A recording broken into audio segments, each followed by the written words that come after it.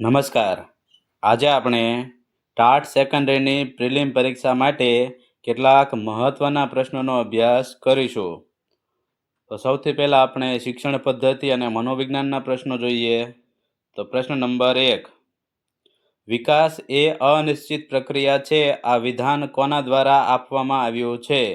તો આપણને જુદા જુદા ઓપ્શન આપેલા છે. એમાંથી સાચો જવાબ છે ઓપ્શન ડી, હરલોક. એની સમજૂતી જોઈ લઈએ. વિકાસના નિયમોમાં હરલોકે જણાવ્યું છે કે વિકાસ એક નિરંતર અને ક્રમિક પ્રક્રિયા છે જે વ્યક્તિગત ભિન્નતા ધરાવે છે. પ્રશ્ન નંબર 2. NEP 2020 મુજબ શાળાકીય શિક્ષણનું નવું માળખું કયું છે? તો અહીંયા આપણને ઓપ્શન આપેલા છે. એમાંથી સાચો જવાબ છે ઓપ્શન બી, 5+3+3+4. તો એની સમજૂતી જોઈ લઈએ. NEP 2020 એ જૂના 10+2 માળખાને બદલીને 5 વર્ષ ફાઉન્ડેશન, 3 વર્ષ પ્રિપેરેટરી, 3 વર્ષ મિડલ અને 4 વર્ષ સેકન્ડરી શિક્ષણમાં વિભાજિત કર્યું છે. પછી આપણે જોઈએ પ્રશ્ન નંબર 3. પ્રોજેક્ટ પદ્ધતિના પ્રણેતા કોણ છે? તો આપણને જુદા જુદા ઓપ્શન આપેલા છે. એમાંથી સાચો જવાબ છે ઓપ્શન બી, વિલિયમ કિલપેટ્રિક. તો સમજૂતી જોઈ લઈએ. પ્રોજેક્ટ પદ્ધતિ જ્હોન ડુઈના વિચાર પર આધારિત છે, પરંતુ તેના મુખ્ય પ્રણેતા તરીકે વિલિયમ કિલપેટ્રિક ઓળખાય છે. પછી જોઈએ પ્રશ્ન નંબર 4. નીચેનામાંથી કઈ પદ્ધતિ શિક્ષક કેન્દ્રી છે? તો આપણને જુદા જુદા ઓપ્શન આપેલા છે. એમાંથી સાચો જવાબ છે ઓપ્શન એ, વ્યાખ્યાન પદ્ધતિ. સમજૂતી જોઈ લઈએ. તો વ્યાખ્યાન પદ્ધતિમાં શિક્ષક સક્રિય હોય છે અને વિદ્યાર્થીઓ માત્ર સાંભળનાર હોય છે, તેથી તે શિક્ષક કેન્દ્રી ગણાય છે. પછી આપણે જોઈએ પ્રશ્ન નંબર 5. RTE એક્ટ 2009 મુજબ પ્રાથમિક શાળામાં શિક્ષક વિદ્યાર્થી ગુણોત્તર કેટલો હોવો જોઈએ? તો આપણને જુદા જુદા ઓપ્શન આપેલા છે. એમાંથી સાચો જવાબ છે ઓપ્શન એ, 1:3. સમજૂતી જોઈ લઈએ. પ્રાથમિક શાળા માટે RTE મુજબ દર 30 વિદ્યાર્થીઓ દીઠ એક શિક્ષક હોવો અનિવાર્ય છે. પછી આપણે સામાન્ય જ્ઞાન અને બંધારણના પ્રશ્નો જોઈએ. પ્રશ્ન નંબર 6. ભારતના બંધારણના કયા અનુચ્છેદમાં સમાનતાનો અધિકાર આપવામાં આવ્યો છે? અહીંયા આપણને જુદા જુદા ઓપ્શન આપેલા છે. એમાંથી સાચો જવાબ છે ઓપ્શન બી, 14-18. સમજૂતી જોઈ લઈએ. કલમ 14-18 કાયદા સમક્ષ સમાનતા અને ભેદભાવના નાબૂદીની વાત કરે છે. પછી આપણે જોઈએ પ્રશ્ન નંબર 7. ગીરા ધોધ ગુજરાતના કયા જિલ્લામાં આવેલો છે? તો આપણને જુદા જુદા ઓપ્શન આપેલા છે. એમાંથી સાચો જવાબ છે ઓપ્શન સી, ડાંગ. સમજૂતી જોઈ લઈએ. ગીરા ધોધ ડાંગ જિલ્લામાં અંબિકા નદી પર આવેલો છે. પ્રશ્ન નંબર 8. દાંડી કૂચની શરૂઆત કઈ તારીખે થઈ હતી? તો આપણને જુદા જુદા ઓપ્શન આપેલા છે. એમાંથી સાચો જવાબ છે ઓપ્શન એ, 12 માર્ચ 1930. સમજૂતી જોઈ લઈએ. ગાંધીજીએ સાબરમતી આશ્રમથી 12 માર્ચ 1930ના રોજ દાંડી કૂચની શરૂઆત કરી હતી. પછી આપણે જોઈએ પ્રશ્ન 9. કયો ગ્રહ લાલ ગ્રહ તરીકે ઓળખાય છે? તો ઓપ્શન આપેલા છે આપણને. એમાંથી સાચો જવાબ છે ઓપ્શન સી, મંગળ. સમજૂતી જોઈ લઈએ. મંગળ ગ્રહની સપાટી પર આયર્ન ઓક્સાઇડની અધિકતાને કારણે તે લાલ દેખાય છે. પછી આપણે જોઈએ પ્રશ્ન નંબર 10. સ્ટેચ્યુ ઓફ યુનિટી કઈ નદીના કિનારે આવેલું છે? તો આપણને જુદા જુદા ઓપ્શન આપેલા છે. એમાંથી સાચો જવાબ છે ઓપ્શન બી, નર્મદા. સમજૂતી જોઈ લઈએ. આ પ્રતિમા નર્મદા નદીના સાધુ બેટ પર કેવડિયા ખાતે આવેલી છે. પછી આપણે જોઈએ ગુજરાતી વ્યાકરણના પ્રશ્નો. પ્રશ્ન નંબર 11. જેનામાં દયા છે તે જ સાચો માનવી. આ વાક્યમાં જેનામાં કયો સર્વનામ છે? તો આપણને જુદા જુદા ઓપ્શન આપેલા છે, એમાંથી સાચો જવાબ છે ઓપ્શન સી, સાપેક્ષ. સમજૂતી જોઈ લઈએ. અહીં જે તે નો પ્રયોગ થયો છે જે સાપેક્ષ સર્વનામ દર્શાવે છે. પછી આપણે જોઈએ પ્રશ્ન નંબર 12. કન્યા વિદાય શબ્દમાં કયો સમાસ છે? તો આપણને જુદા જુદા ઓપ્શન આપેલા છે, એમાંથી સાચો જવાબ છે ઓપ્શન બી, તત્પુરુષ. સમજૂતી જોઈ લઈએ. કન્યાની વિદાય, ષષ્ઠી તત્પુરુષ. પછી આપણે જોઈએ પ્રશ્ન નંબર 13. અંધારામાં આશાનું કિરણ દેખાયું, કયો અલંકાર છે? આપણને જુદા જુદા ઓપ્શન આપેલા છે, એમાંથી સાચો જવાબ છે ઓપ્શન એ, રૂપક. સમજૂતી જોઈ લઈએ. આશાને કિરણનું રૂપ આપવામાં આવ્યું છે. પ્રશ્ન નંબર 14. સંધિ જોડો, ઉત વત્તા લેખ. તો આપણને જુદા જુદા ઓપ્શન આપેલા છે, એમાંથી સાચો જવાબ છે ઓપ્શન સી, ઉલ્લેખ. સમજૂતી જોઈ લઈએ. ત પછી લ આવે તો તનો લ થઈ જાય છે.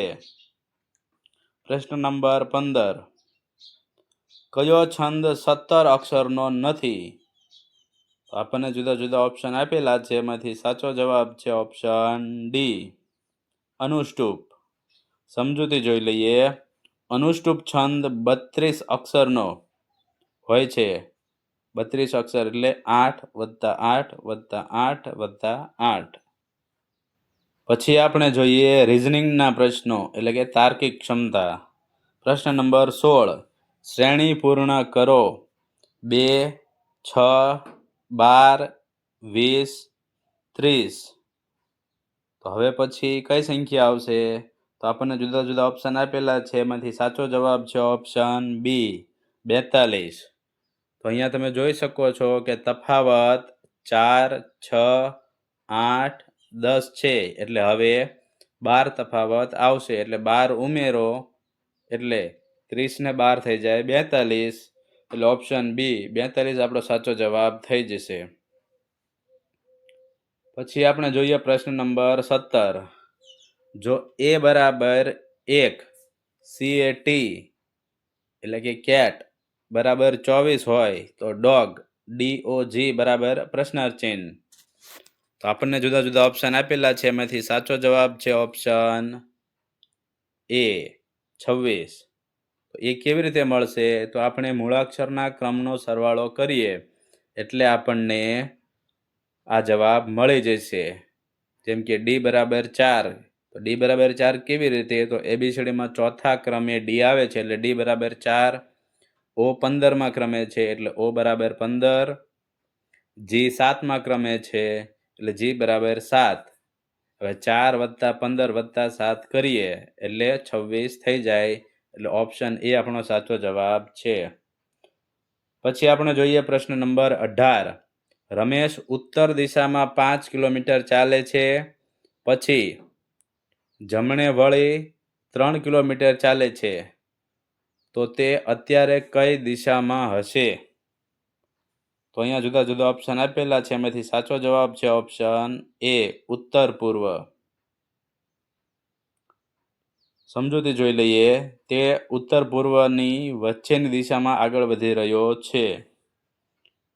પ્રશ્ન નંબર 19. એક વર્તુળમાં 6 વ્યક્તિઓ બેઠી છે. જો એ બીની સામે છે અને સી ડીની બાજુમાં છે, આ પ્રકારના પ્રશ્નોમાં કઈ પદ્ધતિ શ્રેષ્ઠ છે? તો જુદા જુદા ઓપ્શન આપેલા છે, એમાંથી સાચો જવાબ છે ઓપ્શન બી, આકૃતિ દોરવી. તો બેઠક વ્યવસ્થાના પ્રશ્નોમાં હંમેશા આકૃતિ દોરવાથી ભૂલ થવાની શક્યતા ઘટે છે. જો આપણે આવા પ્રશ્નોમાં આકૃતિ ન દોરીએ તો ભૂલ પડવાની શક્યતા વધી જાય છે. એટલે ઓપ્શન બી આપણો સાચો જવાબ થઈ જશે. પછી આપણે જોઈએ પ્રશ્ન નંબર 20.